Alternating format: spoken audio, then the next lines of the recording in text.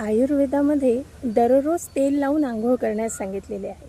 अभ्यंगम आचरेत नित्यम.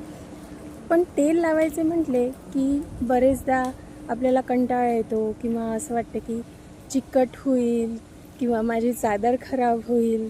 बरेच जण म्हणतात की तेलाचा वास येईल. असे अनेक कारणं रुग्ण देत असतात. परंतु लक्षात घ्या की दररोज अभ्यंग करण्याचे कितीतरी फायदे आहेत. जसे की आपली त्वचा चांगली होईल, आपले स्नायू, आपले मसल्स चांगले बळकट होतील, आपल्याला कोणत्याही हाडांचा विकार होणार नाही. म्हणून अभ्यंग हे दररोज करण्यास सांगितलेले आहे.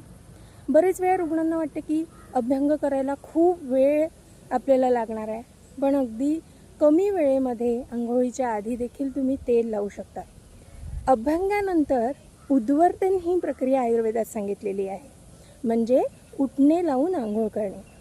जर तुम्ही तेल लावल्यानंतर उटणे लावून आंघोळ केली तर निश्चितच जे कारणं आहेत, जसं की चिकट अंग होणे किंवा वास येणे, तर हे तुम्हाला त्रास होणार नाही. उलट याचे सगळे फायदे तुम्हाला मिळतील.